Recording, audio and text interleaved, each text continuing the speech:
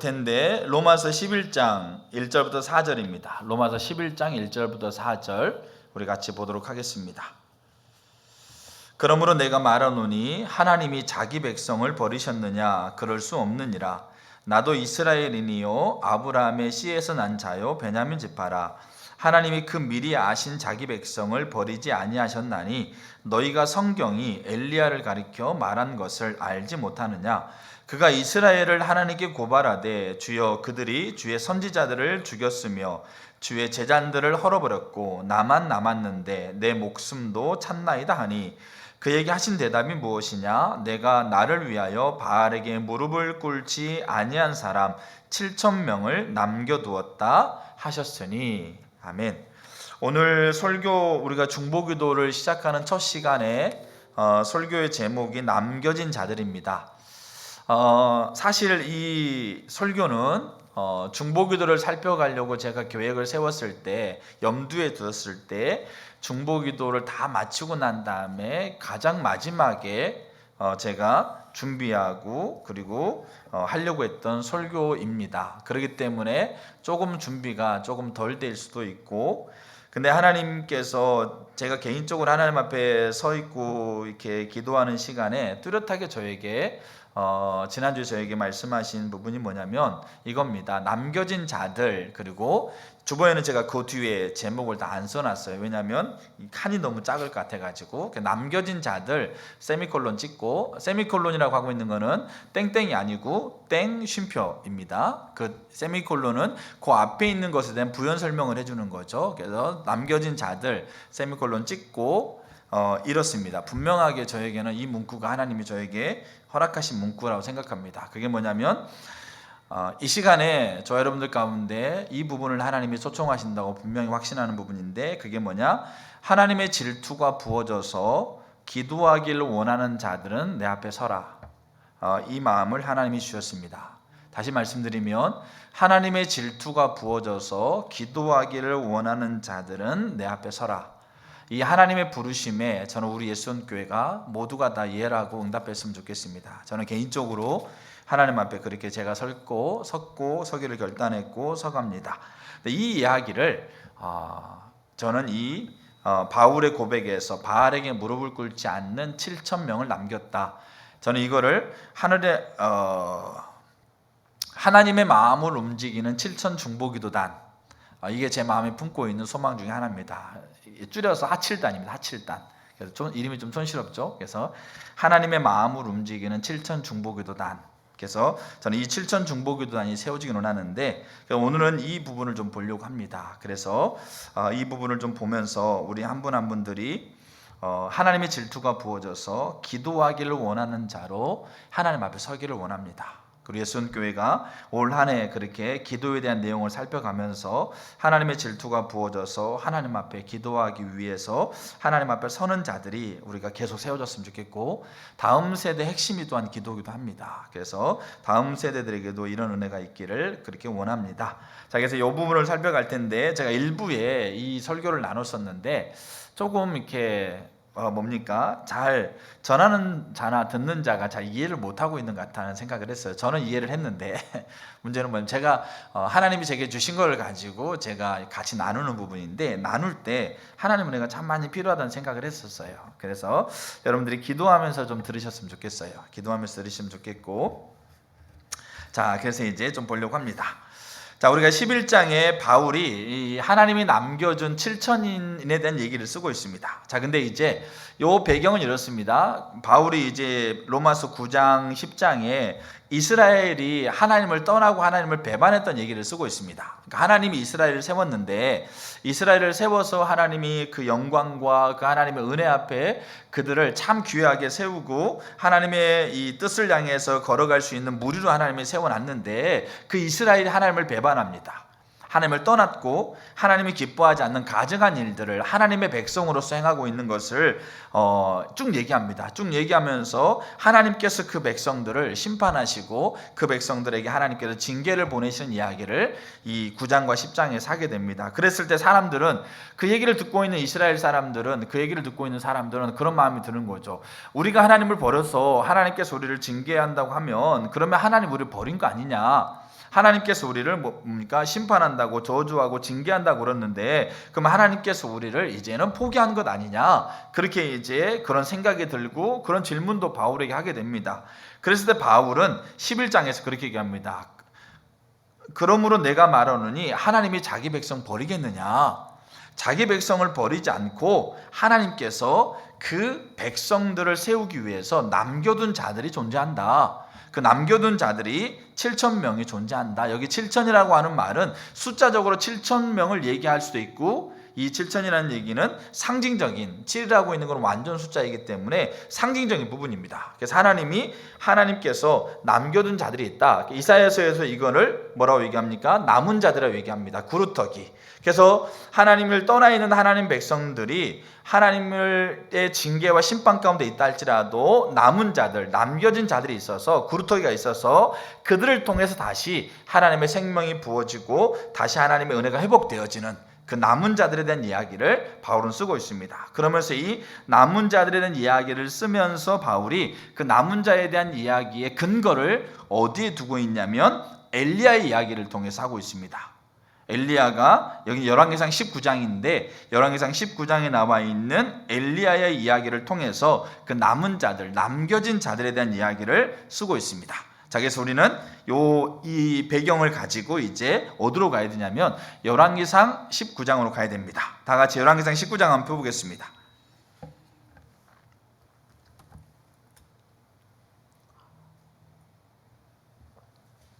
열왕기상 19장입니다. 자, 18절 한번 보겠습니다. 열왕기상 19장 18절. 그러나 내가 이스라엘 가운데 7,000명을 남기리니 다 바알에게 무릎을 꿇지 아니하고 다 바알에게 입맞추지 아니한 자니라. 이렇게 되어 있습니다. 이건 하나님께서 엘리야에게 하신 말씀인데, 자, 일단 이 말에 일단은 하나님이 이스라엘 가운데 좀 많이 울리죠. 네. 그러니까 이스라엘 가운데 하나님께서 바알에게 무릎을 꿇지 않는 자 7,000명을 남기겠다고 얘기했습니다. 여기 남기다는 말은 1차적으로 이렇습니다. 하나님께서 이스라엘을 이제 뭡니까? 심판에 가실 텐데 하나님께서 이스라엘 가운데 7,000명을 이제 하나님이, 자, 우리가 중보기도 간증 들었죠. 방해가 있습니다. 네. 저는 하나님이 분명하게 이 부분을 저는 말씀하신다고 여기고 있기 때문에 나누는 부분이고, 자, 7,000명을 남겨두는데 여기 남기린다고 하고 있는 이 말의 히브리어 용법이 완료입니다.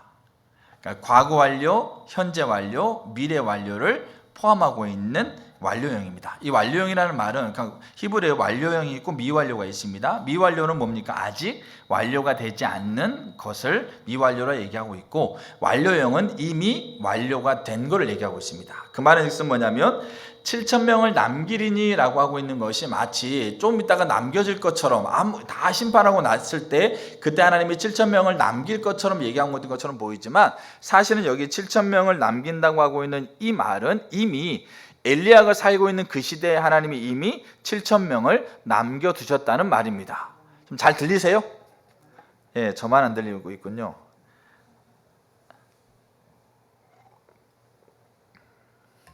하나, 둘, 셋. 예, 들립니다.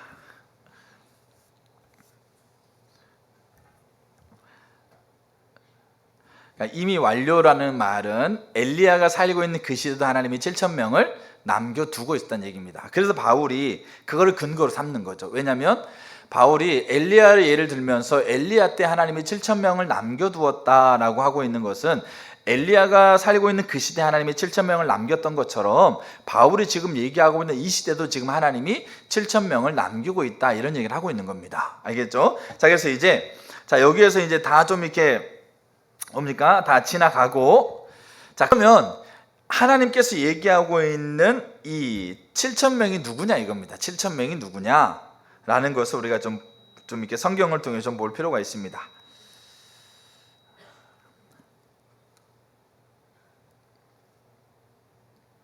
자, 7,000명이 누구냐?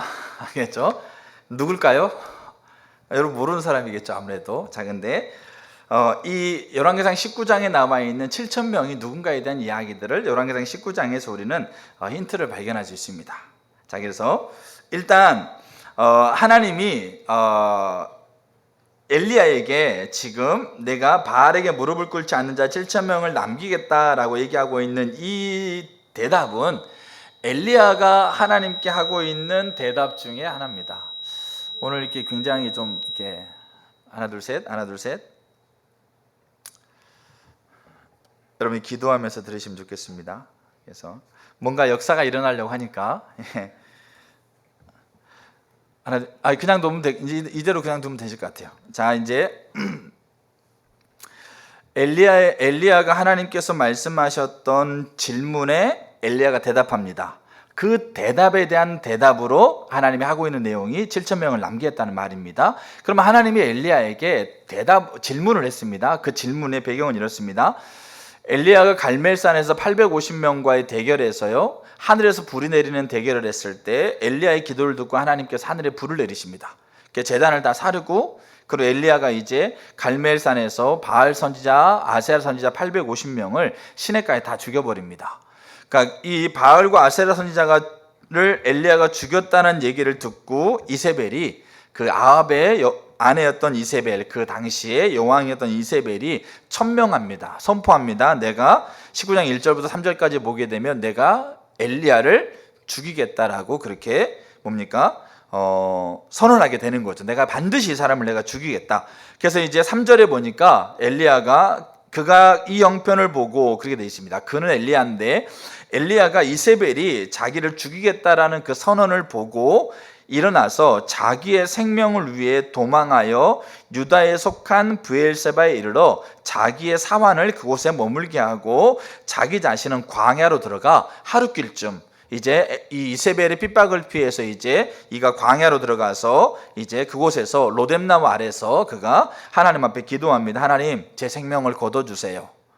이세벨에게 죽느니 차라리 제가 하나님이 저의 생명을 거두시는 게 낫겠습니다. 이렇게 기도하고 있습니다. 그때 이제 그 밤에 하나님이 천사를 보내서, 은밀하게 천사를 보내서 엘리야를 깨웁니다. 엘리야를 깨워서 엘리야를 책망하면서, 야, 네가 지금 제정신이냐? 네가 지금 내가 그렇게 하늘에서 불을 내려가지고 능력이 있어가지고 이제 이스라엘 백성을 다 하나님께 돌이키려고 하고 있는데 네가 지금 여기서 지금 뭐 하고 있느냐? 제정신이냐? 너 빨리 가서 안 할래? 그렇게 책망하는 게 아니고 엘리야를 깨우면서 엘리야에게 그 앞에 숯불에 구운 떡, 그리고 물 한 병을 엘리야 앞에 두고 먹게 합니다. 그래서 엘리야는 그 숯불에 구운 떡을 먹습니다. 떡을 먹고 다시 엘리야는 또 잡니다. 마음이 너무 낙심되어져서 일어날 힘이 없는 엘리야가 다시 이렇게 누웁니다. 그럼 또 천사를 보내서 또 엘리야를 깨워서 엘리야를 먹고 마시게 합니다. 그래서 엘리야가 이제 그걸 먹고 마시면서 그가 좀 기력이 생겨서 이제 40주야를 광야 속 깊은 곳으로 이렇게 들어가면서 호렙산에 머물게 됩니다. 그 호렙산에 머물렀을 때, 그때 호렙산에 하나님께서 엘리야를 그 산에, 여호와의 산에 세우면서 거기에 강력하게 하나님 임재하십니다. 그래서 지진이 나고 불이 나고 그 놀라운 영광을 엘리야로 하여금 경험하게 합니다. 그래서 엘리야가 옷으로 자기 눈을 가렸거든요. 왜? 하나님의 영광을 보는 자는 다 죽었기 때문에. 그래서 하나님의 강력한 영광이 부어지죠. 그래서 이 두 개의 사건, 세밀하게 하나님이 은밀하게 천사를 보내서 그에게 먹을 거를 주어주고 있는 그 사건 이후에 하나님이 엘리야에게 그렇게 묻습니다. 엘리야야, 네가 왜 여기 있느냐? 그리고 두 번째 사건, 하나님이 여호와의 산에 엘리야를 세우고 지진이 일어나고 여호와의 영광이 지나가거든. 나중에 성경 19장 한번 읽어보세요. 여호와의 영광이 지나가고 지진이 일어나고 산에 불이 나고, 그거 난 다음에 세미한 음성으로 엘리야가 자기 옷으로 눈을 가리고 하나님 앞에 엎드려 있는 엘리야에게 세미한 음성으로 엘리야야, 네가 왜 여기 있느냐? 이 두 가지 질문, 두 번 똑같은 질문을 하십니다. 이 질문은 뭐냐면 단순히 엘리야에게 여기 있는 사실에 대한 얘기를 하고 있는 게 아니라, 이 히브리어 원어상에 보게 되면 그 질문의 내용은 이것입니다. 엘리야야, 무엇 때문에 너는 여기까지 왔느냐? 무엇이 너로 하여금 여기까지 오게 하였느냐? 이런 얘기입니다. 그 말은즉슨 엘리야로 하여금 자기가 무엇 때문에 어떤 자리에 있었는데 왜 내가 여기에 와 있는가에 대한 자기 자신을 돌아보게 하는 하나님의 질문입니다. 이때 엘리야가 이렇게 얘기합니다. 하나님, 내가 하나님을 향해서 열심히 유별했습니다. 열심히 유별했다는 말은 열심히 특심했다는 얘기죠. 열심히 유별해서 하나님을 전심으로 섬겼는데 우리 이스라엘 백성은 하나님을 떠나고 하나님의 제단을 허물고 하나님을 벗어났습니다. 그래서 하나님을 섬기는 자리는 나밖에 없는 것 같습니다. 그렇게 얘기합니다. 그게 엘리야의 대답이었습니다. 말은즉슨 뭐냐면 엘리야가 그 당시의 상황을 바라보면서 이제 좀 이따 보면 나누겠지만 바알에게 무릎을 꿇지 않는 자 7,000명에 대한 이 무리가 누구인가에 대한 이야기가 이 엘리야의 대답과 엘리야가 바라보고 있는 이 환경 속에 들어있는 게 있습니다. 자, 그렇게 대답해서 나만 남았습니다라고 대답했을 때 18절에 얘기했던 것처럼 하나님이 엘리야에게 이스라엘 가운데 바알에게 무릎을 꿇지 않는 자 7,000명을 내가 남겨두었다 이렇게 얘기하고 있습니다. 그리고 엘리야는 요 하나님의 대답을 끝으로 엘리야는 다시 힘을 얻어서 이제 그 사역의 자리로 이제 갑니다. 자, 요 이제 이야기가 큰 배경인데 요 안에서 지금 우리가 찾아가야 될 게 뭐냐면 그러면 하나님께서 남겨둔 이 7천이 누구냐, 어떤 사람들이냐라는 것에 대한 이야기를 찾아가야 됩니다. 자, 그렇게 찾기 위해서 우리가 이제 찾아가려고 합니다. 나중에 여기 뭡니까? 하나님께서 엘리야를 만나 주었던 이런 부분들은 중보기도 하면서 다 살펴갈 거예요. 자, 그러면 이제 바알에게 무릎을 꿇지 않는 자 이 7,000명이 누구냐에 대한 이야기를 살펴갈 건데 결론이 이렇습니다. 결론은 뭐냐면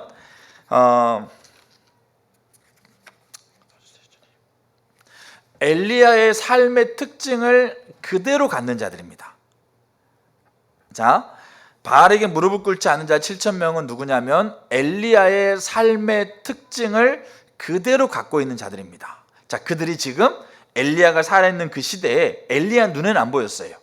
알겠죠? 엘리야 눈에는 안 보였는데 이스라엘 전역에 이름 없이 빛도 없이 흩어져 있는 겁니다.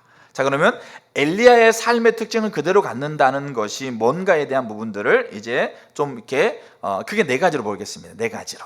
자, 첫 번째, 이게 이제 바알에게 무릎을 꿇지 않는 하나님께서 남겨두신 7,000명의 이야기입니다. 첫 번째,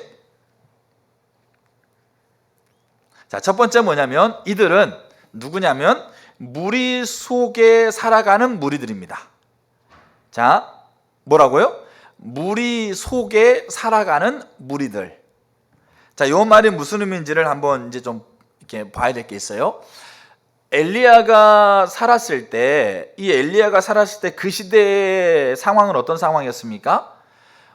바알과 아세라를 섬기는 것이 그 시대의 흐름이었습니다. 그리고 바알과 아세라를 섬기도록 장려하고 있는, 장려가 아니고 가장 강력했던 선지자 엘리야를 여호왕이 죽이겠다고 선언하는 것이 가능한 시대입니다.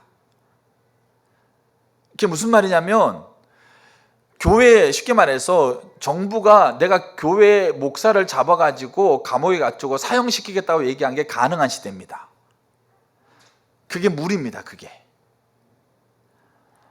이스라엘 전역이 아합 왕을 필두로 이세벨 아합의 이 정권을 필두로 바알과 아세라를 섬기는 것을 장려하고 바알과 아세라를 추구하고 있고, 바알과 아세라가 가지고 있는 내가 가지고 있는 욕망과 내가 가지고 있는 원함과 내가 필요한 것들을 채워주는 것을 위해서 바알과 아세라를 섬기고 있는 것이 그 시대의 흐름이었고 그 시대의 문화였습니다. 그리고 그 시대에 그거를 추구하고 있었고 그게 그 시대가 갖는 무리였습니다.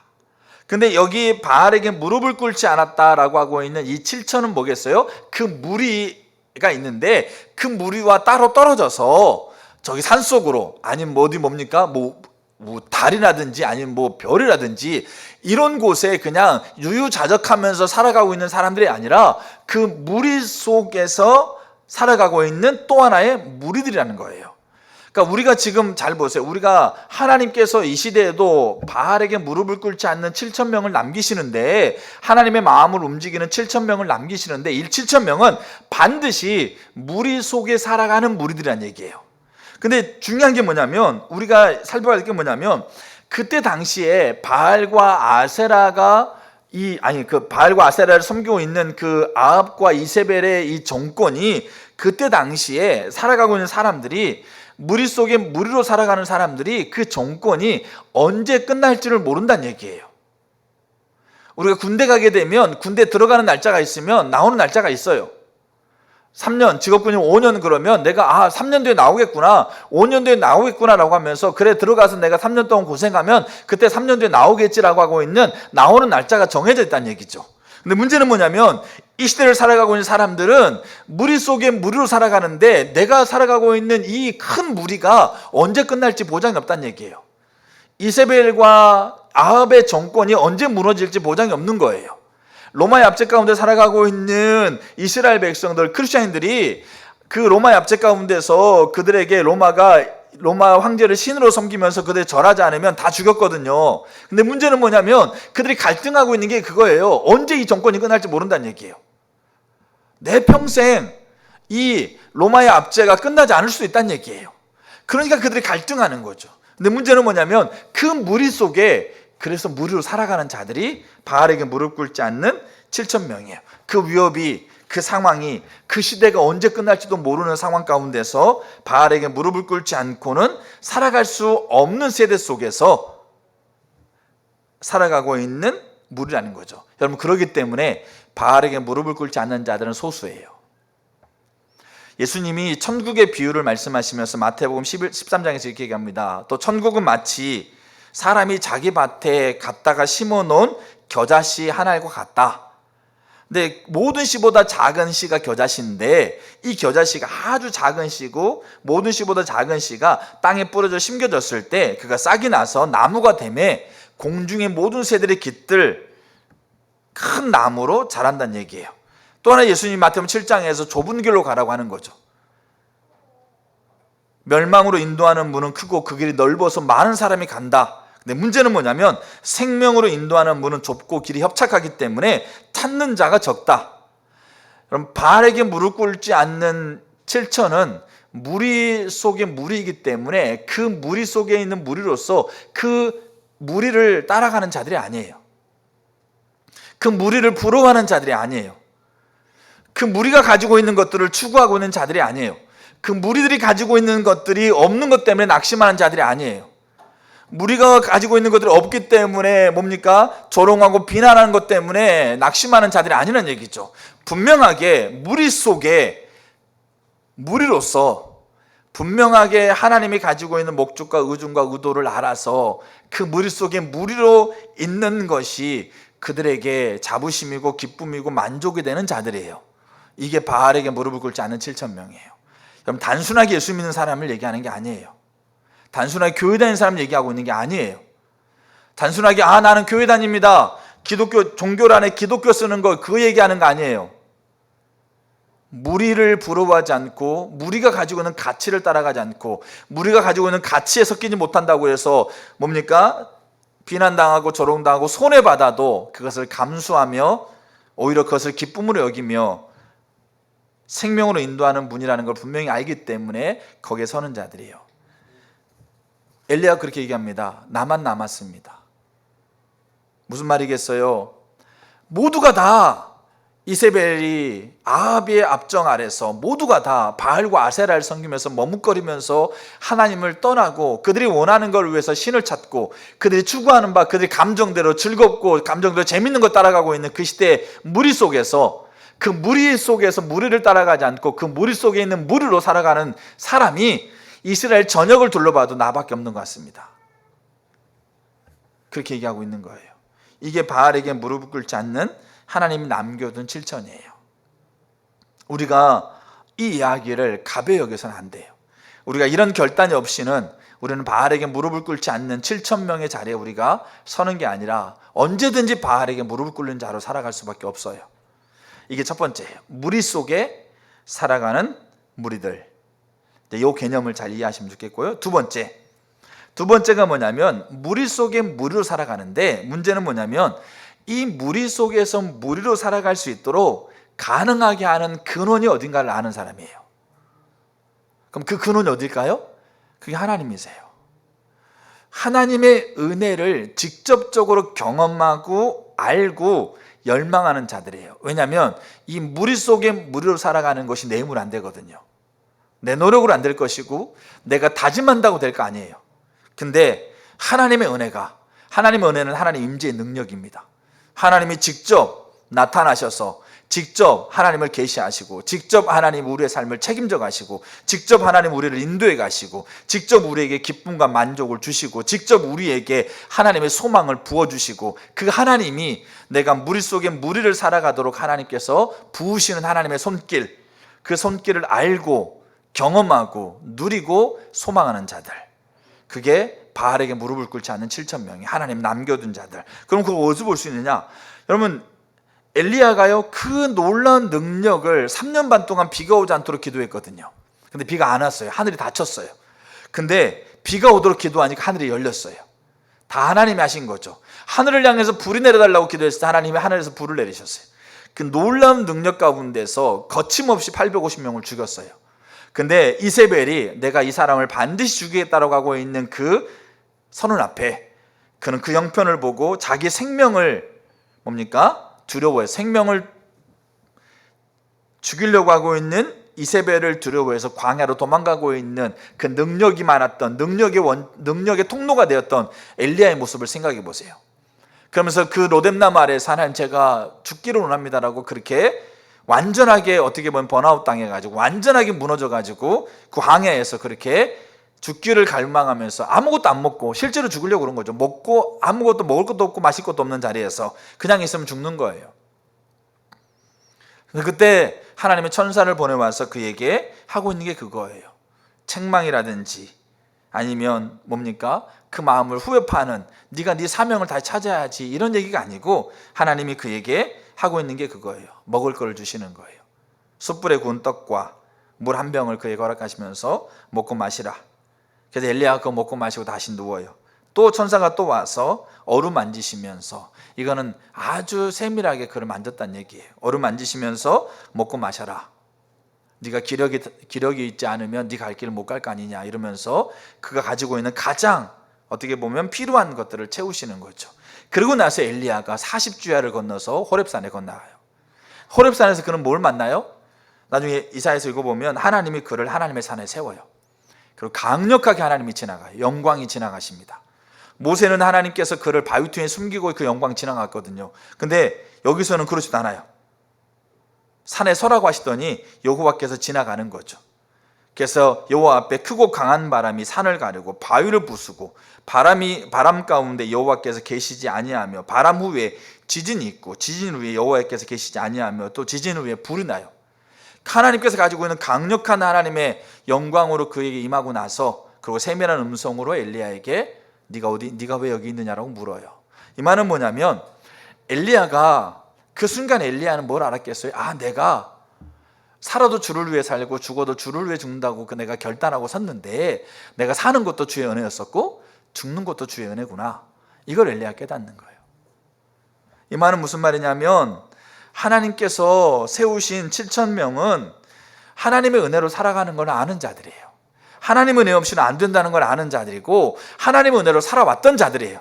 하나님의 은혜로 앞으로 살아갈 자들이고 하나님의 은혜가 지금 내게 필요하다는 것을 절실하게 하나님 앞에 고백하는 자들이에요. 내가 잘했기 때문도 아니고 내가 뭔가 갖춰졌기 때문도 아니고 내가 뭔가 다른 사람보다 우월하기 때문도 아니고 오직 하나님의 은혜 아니면 하나님을 아버지라 부를 수도 없고 하나님의 은혜 아니었다고 한다면 내가 지금 이 시간 이곳에서 하나님을 예배할 수도 없고 내가 하나님의 은혜가 아니라고 한다면 지금 내가 먹고 살 수도 없다. 이거를 경험한 자들이에요. 내 마음의 생각 하나, 내 감정에 들어오는 그 감정 하나도 내가 해결할 수 없는 내 존재인데 여러분들이 여러분 생각에 여러분 감정에 들어오는 생각, 감정 여러분 스스로 해결할 수 있을 것 같으세요? 해결 못해요. 해결하는 것처럼 보이시죠? 아니에요. 그거 해결 못하고 있는 거예요.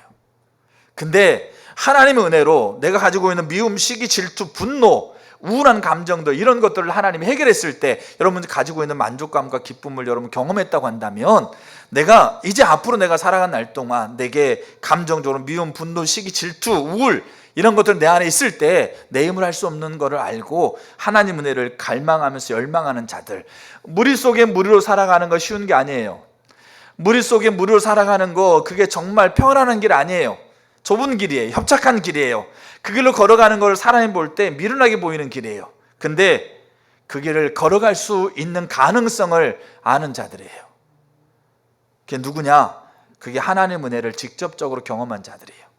그리고 하나님 은혜를 직접적으로 알기 때문에 오늘 내 삶 가운데 하나님의 은혜를 갈망하는 자들이 바알에게 무릎을 꿇지 않는 7천년이에요. 우리가 어느 때부턴가 우리가 하나님 은혜를 갈망하지 않습니다. 어느 때부턴가 내 힘으로 살아가려고 합니다. 그럼 나를 살아가게 하는 여러 가지 도움의 수단들을 찾고 있습니다. 근데 우리는 기억하셔야 돼요. 바알에게 무릎을 꿇지 않도록 가능케 하는 유일한 손길은 그게 하나님으로부터 옵니다. 그거를 빨리 인정하시는 것이 요 무리들에 대한 이야기입니다. 두 번째가 하나님의 은혜를 직접적으로 경험하고 알고 열망하는 이들입니다. 세 번째, 이 바알에게 무릎을 꿇지 않는 이들은 누구냐? 이들은 바울이 이 엘리야에 대한 이야기를 통해서 이 로마서 11장에 바알에게 무릎을 꿇지 않는 자 7,000명을 하나님 남겨뒀다라고 얘기하면서 바울은 거기에 한 단어를 덧붙입니다. 하나님은 사실상 그 얘기를 하지 않고 있어요. 여기 18절에 내가 이스라엘 가운데 7,000명을 남기리니 다 바알에게 무릎을 꿇지 않고 입맞추지 않았다. 이렇게만 정의하고 있어요. 근데 이 이야기를 바울이 이제 그 11장에 쓰면서 그 앞에 한 단어를 붙입니다. 이게 하나님께서 생략하고 있는 단어예요. 그게 요 앞뒤에서 보이고 있는 단어인데 그게 뭐냐면 내가 나를 위해서 바알에게 무릎을 꿇지 않는 자 7,000명을 남겼다 이렇게 쓰고 있습니다. 누구를 위해서요? 하나님을 위해서. 하나님이 하나님 자신을 위해서 남겨둔 자들이다. 그럼 이게 무슨 말이겠어요? 하나님께서 하나님을 위해서 준비하시고 사용하기를 원하시는 무리란 얘기예요. 우리는 오해할 때가 있어요. 그게 뭐냐면 우리가 무리 속에 무리로 살아가다 보면 우리는 어떤 기대를 가지고 있냐면 우리가 역전해서 알겠죠? 우리가 무리 속의 무리가 아니라 그 무리를 지배하는 자가 될 거로 생각해요. 알겠죠? 또 무리 속의 무리로 살아가면서 우리는 또 어떤 기대를 하냐면 이 무리들이 이 무리 저 무리 잘 이해하셔야 돼요. 이 무리들이 무리 속의 무리로 살아가는 우리를 부러워할 거로 생각해요. 그게 무슨 말이냐면 예수님의 제자들 중에서 예수님을 따라다니면서 자기가 원하는 목적과 자기가 있어야 될 것을 추구하며 따라다니는 사람이 있었을까 없었을까요? 있었어요. 알겠죠? 그러니까 예수님의 제자 12명의 제자들 중에서 그 중에 한 사람이 시몬이라는 사람이에요. 시몬. 그러니까 예수님의 12명의 제자들 중에서는 시몬이라고 이름하고 있는 사람이 2명이 있습니다.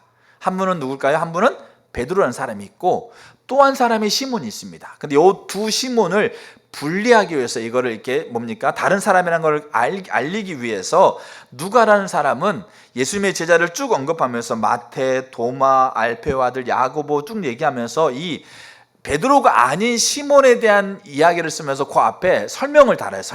설명을 달 때 이 누가복음 6장의 15절에서 뭐라고 얘기하냐면 셀롯이라는 시몬 이렇게 표현합니다. 셀롯이라는 시몬. 그러면 여기 셀롯이라는 말이 뭐냐? 근데 마가는 가나인 시몬 이렇게 돼 있어요. 알겠죠? 근데 여기 셀롯이라는 말은 무슨 뜻이냐면 열심당이라는 뜻이에요. 열심당원. 열심당원이라는 말은 무슨 말이냐면 그때 당시에 이스라엘이 로마의 압제 가운데 있었습니다. 근데 그 중에 우리가 일본의 압제 가운데 있었을 때 일본의 압제로부터 벗어나려고 하고 있는 사람들이 있었죠. 그들 우리는 뭐라고 부릅니까? 독립운동가라고 부르죠. 독립을 위해서 힘쓰는 자들.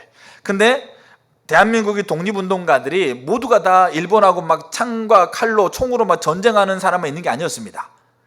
그 독립운동의 방향이 어떤 사람은 교육을 통해서, 어떤 사람은 외교를 통해서, 어떤 사람은 이제 전쟁을 통해서, 전쟁도 불사르면서 이제 폭탄 지고, 알겠죠? 도시락 폭탄 들고 갔던, 알겠죠? 분처럼 그렇게, 아니면 총으로 이 히로부미를 쐈던 분처럼 그렇게 이런 이 독립운동의 방향이 여러 갈래가 있었다는 얘기죠. 그럼 여기 셀롯이라고 하고 있는 것은 열심당인데, 열심당은 뭐냐면 급진적인 유대주의자입니다. 급진적 유대주의자. 이 말은 자기 나라에 대한 애국심이 엄청나게 강한 거죠. 그래서 이 나라가 로마의 압제에 있는 것에 대해서 이들은 다른 사람보다 비교할 수 없을 정도로 분통함을 느끼는 거죠. 그래서 로마를 정복하고 자기 나라를 유대를 회복하기 위해서는 뭐도 불사르지 않냐면 사람 죽이는 것도 불사르지 않습니다. 전쟁, 폭력, 알겠죠? 급진적인 유대주의라서 유대를 회복하기 위해서는 전쟁도 그다음 마다하지 않고 사람을 죽이는 거, 암살. 그래서 여러분 열심당원 중에 암살자들이 있었어요. 로마의 장군들을 암살하고 그다음에 뭡니까? 로마의 부대를 이 유대인들이 결집해가지고 쳐들어가서, 그래서 이들을 통해서 나중에 전쟁이 벌어집니다. 로마하고 이스라엘이 전쟁이 벌어져요. 물론 그때 이스라엘이 지긴 하지만 전쟁이 벌어져요. 이 항전이 벌어지는 거죠. 그게 이제 급진적 유대주의자예요. 근데 이 급진적 유대주의자 중에 하나가 뭐냐면 이 시몬이라는 사람이에요. 그래서 이거를 셀롯이라는 시몬이 이렇게 표현하고 있는 거죠. 그럼 그들의 목적은 뭐겠어요? 예수를 따라다니는 목적은 뭐겠어요? 예수를 따라다니면 예수가 유대인 왕으로 왔다 이거죠. 그러니까 예수를 따라다니면 예수님이 이제 로마를 정복하고 유대를 세울 거란 얘기죠. 그 목적이 지금 시몬이 예수를 따라다니고 있는 목적이에요. 근데 어떤 분은 가룟 유다도 이 열심당원 중 한 명이라고 얘기하기도 해요.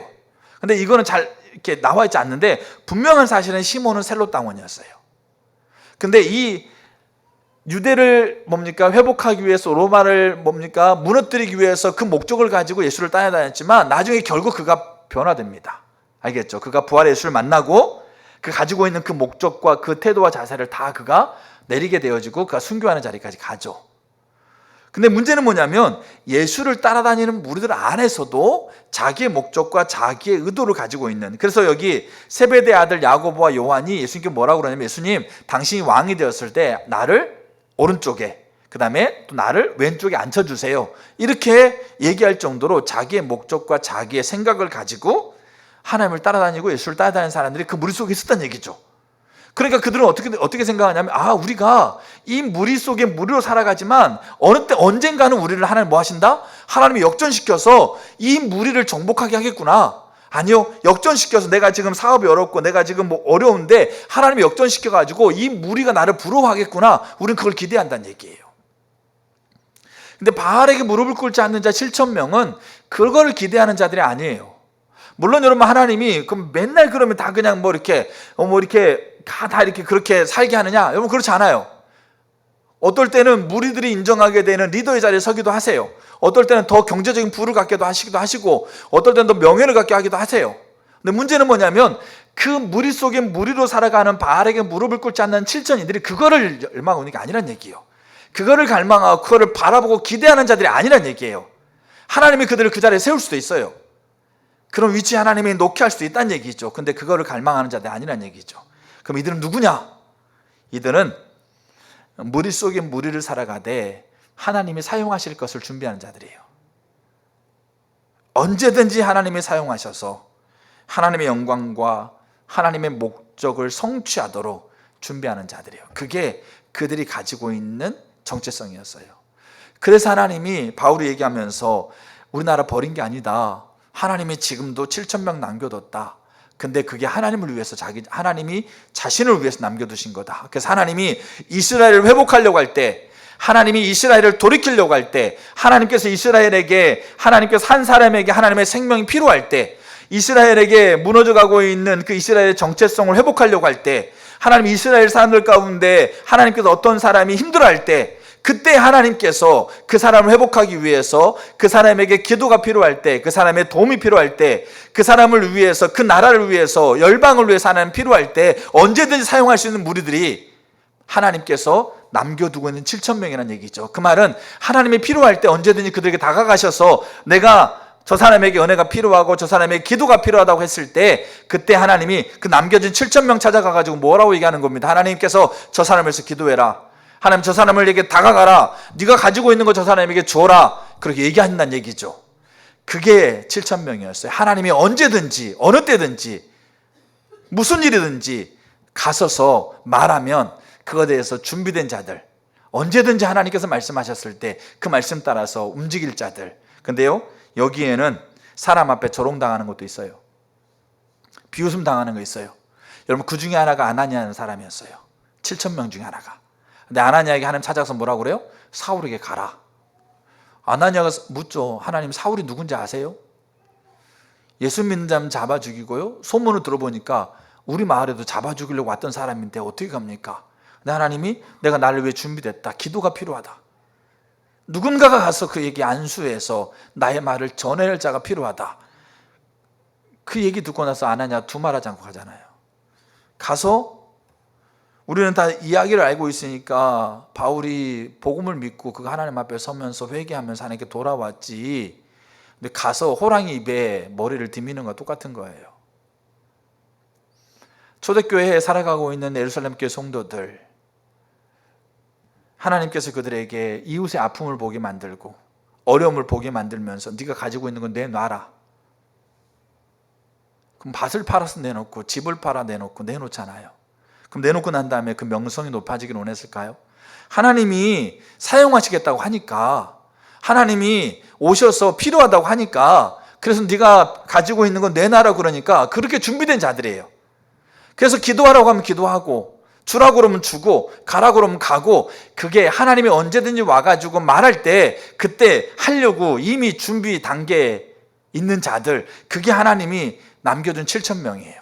그러니까 하나님이 일하고 싶을 때, 이 땅에 일하실 때 하나님 백성을 통해 일하시는데, 일하고 싶을 때 언제든지 가셔가지고 말하면 즉각적으로 움직일 자들, 수없이 많은 변명, 수없이 많은 자기의 환경을 다 줄줄이 내세워놓고 하나님 못하겠어요, 안 하겠어요, 좀만 기다려주세요, 이런 자들이 아니고 하나님 말씀하셨을 때 즉각적으로 그렇게 움직이는 자들.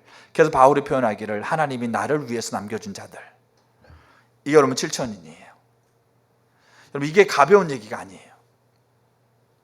무리 속에 무리를 살아가는 것도 쉽지 않아요. 근데 무리 속에 무리를 살아가면서 하나님이 말씀하셔서 가라고 하는 거요, 더 어려워요. 더 힘들 수 있어요. 근데 은혜를 알기 때문에, 은혜로 가능하다는 걸 알기 때문에 그렇게 준비하고 하나님 앞에 서는 자들이, 그게 7,000명이에요. 첫 번째, 무리 속에 무리를 살아갑니다. 그리고 은혜를 경험했고 은혜를 알고 은혜를 열망합니다. 그리고 언제든지 하나님이 사용하실 때, 하나님께서 사용하시도록 내게 다가왔을 때 그 하나님 말씀 앞에 언제든지 순종할 수 있는 준비가 되는 자들. 그래서 제가 기도하면서 그런 얘기합니다. 하나님께서 이 나라와 민족과 열방에 하나님 일을 행하실 때 우리에게 말씀해 주세요. 우리가 부족합니다. 우리 선교회가 참 많이 부족합니다. 근데도 하나님 앞에 그렇게 기도합니다. 하나님 말씀해 주세요. 언제든지 말씀해 주세요. 그렇게 하나님 앞에 기도합니다. 그게 무슨 말일까요? 우리가 갖춰졌다는 얘기하는 게 아닙니다. 우리가 잘했다는 얘기하는 것도 아니고, 우리가 잘할 자격이 있다고 얘기하는 것도 아니고, 자부심, 근데 내가 잘하겠습니다라고 그렇게 하나님 앞에 나를 당당히 세우는 것도 아닙니다.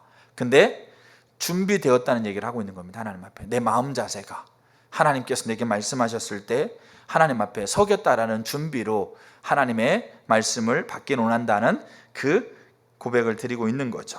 그래서 그게 하나님께서요, 하나님을 위해서 준비하시고 사용하시는 물입니다. 그럼 우리는 간혹 그렇게 오해해요. 그럼 우리는 뭐냐?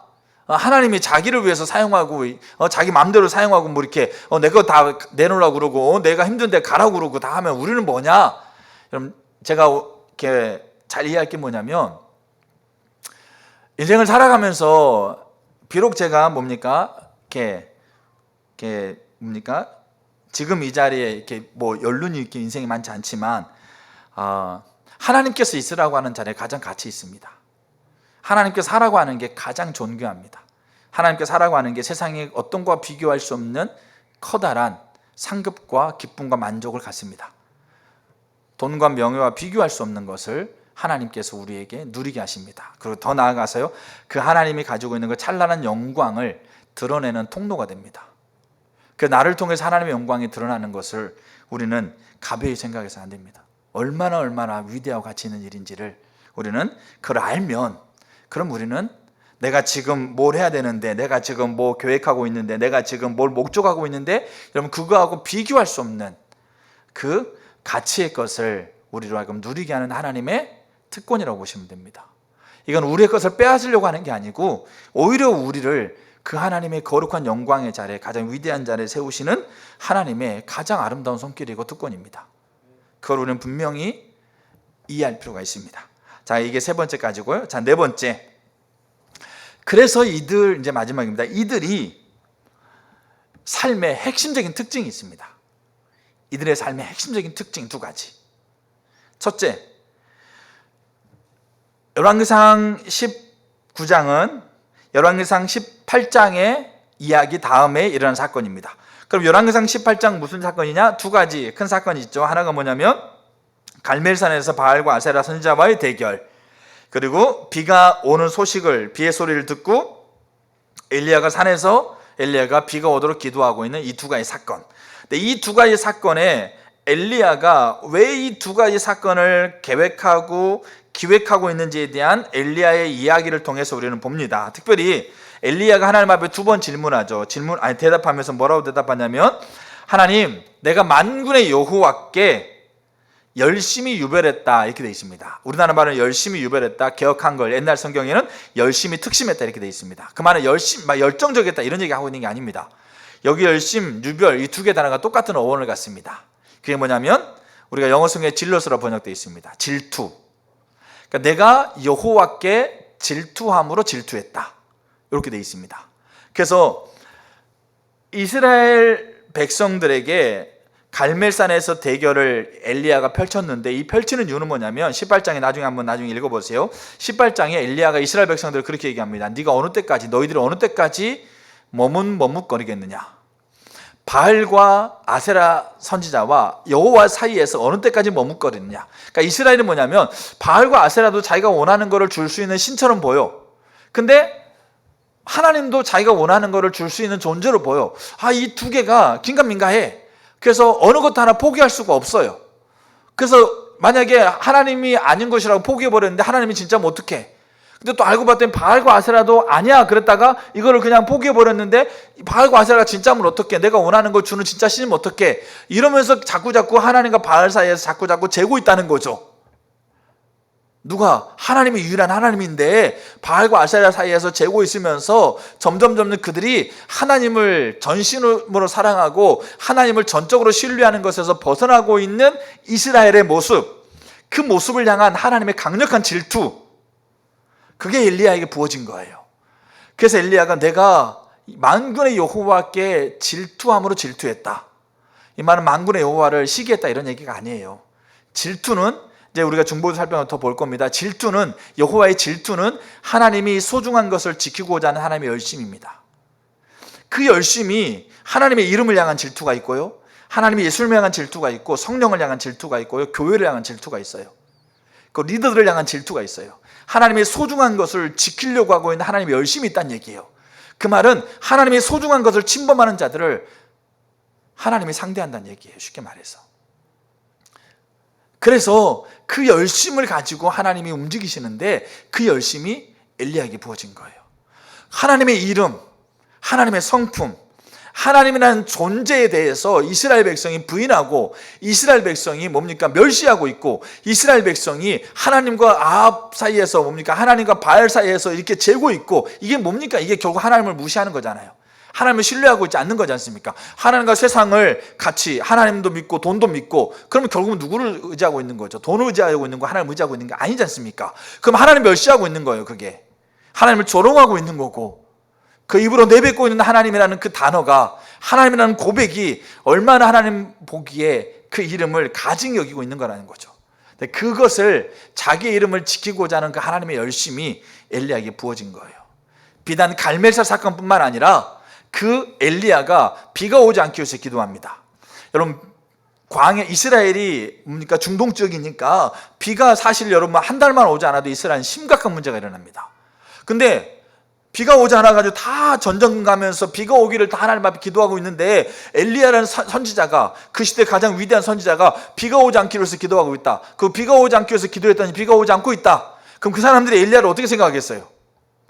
다 지금 사람이 지금 죽어가서 다 고치겠다고, 부모가 지금, 어머니가 죽어가고 있는데 다 아들이 다 딸들이 다 고치겠다고 어떻게 하는데, 큰아들이 부모 죽도록 내버려 두라 얘기하면 그 자식들이 어떻게 생각하겠어요? 돌 맞아 죽어요, 엘리야. 근데 엘리야가 비가 오지 않게 해서 기도해요. 왜 그랬을까요? 하나님과 바알 사이에서 머뭇거리고 있는 것을 통해서 하나님의 이름이 멸시당하고 있는 것에 대한 하나님의 질투가 엘리야에게 부어진 거예요. 그리고 그게 점점 그게 진행되어 가면서 갈멜산까지 간 거죠. 바알에게 무릎을 꿇지 않는 자 이 7,000명의 핵심적인 특징이 뭐냐면 하나님의 질투예요. 이 하나님의 질투가 부어져야 돼요. 저희 여러분들 가운데 하나님이 뭘 소중히 여기는지를 아셔야 돼요. 하나님이 뭐를 질투하고 있고 무엇을 열심을 갖고 있는지 아셔야 돼요. 그래서 내가 내 자녀들, 내 부모, 내 형제들을 가벼이 대해서는 안 돼요. 왜요? 그들 향해서 하나님은 그들 소중히 여기거든요. 그들을 질투하고 있거든요. 그 하나님의 질투예요. 두 번째, 뭡니까? 이 바알에게 무릎을 꿇지 않는 자들의 삶의 핵심적인 특징은 하나님의 질투만 있는 게 아니에요. 하나님의 질투 있으면서 막 분노하고 화를 내고 사람들 앞에 막 손가락질하면 당신은 왜 그렇게 못하냐고 막 손가락질하면서 그렇게 그런 이 질투가 그렇게 나온 자들이 아니에요. 그럼 이 질투가 뭐로 나왔겠어요? 이 질투가 기도로 나오는 거예요. 이 질투가. 우리는 이 질투가 우리는 뭐로 나옵니까? 우리는 상대방을 향해서 판단하고 상대방을 향해서 훈계하고 가르치고 그들을 이 질투의 자로 이끌어 가려고 하고 있는 우리의 노력으로 나옵니다. 근데 바알에게 무릎을 꿇지 않았던 자 7천.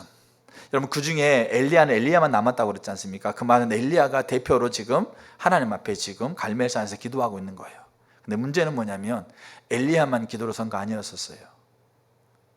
그 7,000명이 누군지는 하나도 언급이 안 됩니다. 어디에서 어떤 상황에서 어떤 자리에서 무엇을 하고 있는지 아무도 기록하지 않아요. 근데 하나님이 7천이라고 얘기하고 있는 그 말 속에는 하나님은 이미 구석구석에 그들의 존재를 다 꿰뚫고 있고 그들이 뭐하고 있는 거죠? 갈멜산에서 엘리야가 기도하고 있는 것과 똑같은 기도를 드리고 있는 거예요. 왜요? 하나님이 그들에게 찾아가셔서 말씀하셨을 것이거든요. 엘리야가 갈멜산에서 뭡니까? 대결을 펼친다는 소식이 이스라엘 전역에 알려졌었거든요. 그럼 하나님이 그들에게 뭐라고 얘기했겠어요? 엘리야가 갈멜산에서 너희들을 대표해 설 건데 엘리야가 기도해서 하나님 불을 내리는 것은 하나님 할 건데 근데 너희들 같이 기도해라. 너희들 같이 내 앞에 서서 하늘에서 불이 내도록 같이 기도해라. 그렇게 하나님께서 그들을 가르쳤을 거예요. 그럼 그들은 그들 있는 자리에서 그들 가운데 갈멜산에 간 사람도 있겠죠. 근데 그들 가운데 그들은 하나님 앞에 기도했어요. 여호와의 질투가 부어져서 사람들한테 손가락질하면서 판단하며 비난하면서 왜 그렇게 못 사냐고 그렇게 사는 게 정답이라고 그들을 데리고 가려고 하는 자들이 아니고 어떤 자들이에요? 기도하는 자들이에요. 하나님 앞에 무릎을 꿇고 하나님 앞에 엎드려서 주여 하나님이 소중하게 여기는 것을 지키시는 하나님의 열심으로 하나님 이들에게 이 나라에 하나님 이 상황 가운데 역사해달라고 기도하고 있는 자들, 이게 그들이 가지고 있는 삶의 핵심적인 특징이에요.